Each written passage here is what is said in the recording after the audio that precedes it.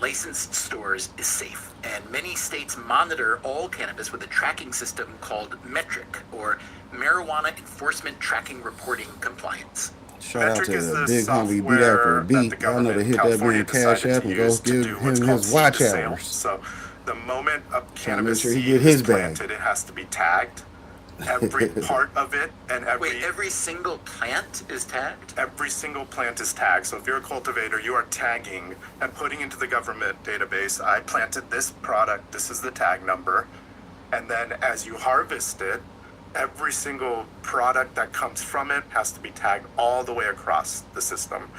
So that if you bought a pre-roll at a dispensary, they can track that all the way back to every single plant or multiple plants that made that product. Which is good, but kind of bad at the There's one more same time, because hell, you know exactly where that pre-roll came from, but then you're like, well, damn, imagine having to, okay, I cut the plant, here's what we did. We made it live rosin, or we made it flour. So if you make it flour now, you got to know where every gram of that plant went to, which is crazy. Yeah, definitely crazy. Y'all know to go support that big homie Beat After Beat. He had like 700 subs now. This boy done hit him he done hit a popcorn grow right there. You see what I'm saying? Hell, you know, I buy subs, but hell, Beat After Beat actually out here getting them through networking. I get them through networking, then I network with people I can buy subs from, because that's what I know. You see what I'm saying? That's why I said, hey, we hit numbers.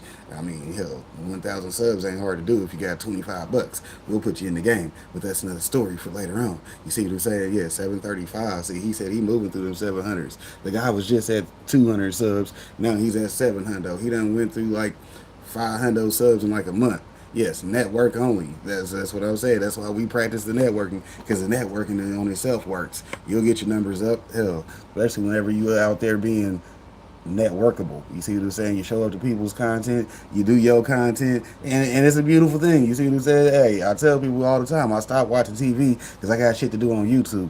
Whether it's my video or the homie video, we gonna be out here getting it in all day on YouTube, because that's where the bag is coming from. But anyways, let's get back to the video.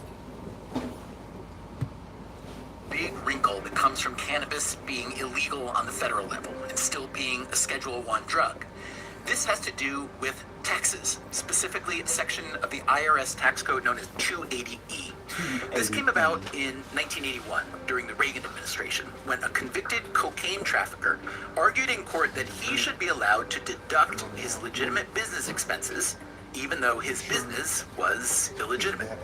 Congress responded by creating Rule 280E, which prevents anyone trafficking in controlled substances from deducting their business expenses.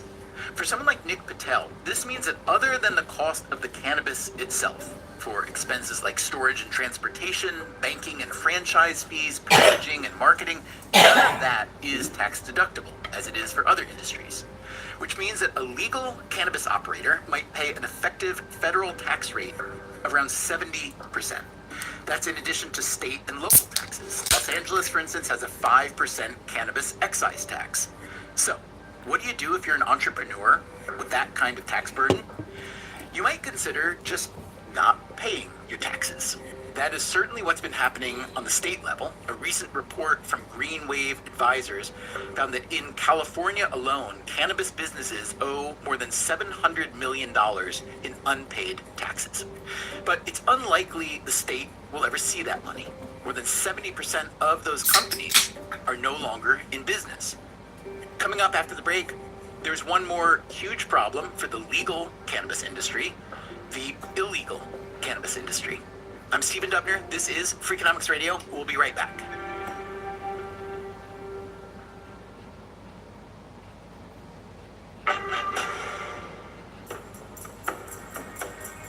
Because cannabis is still illegal on the federal level, even a legitimate cannabis business faces many hurdles, as we've been hearing today.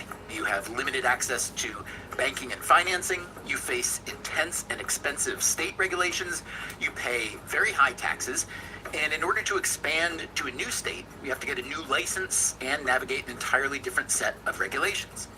Despite all these unkind business conditions, some firms have managed to scale up. MSOs, multi-state operators, and they tend to be vertically integrated, cultivating and processing cannabis, creating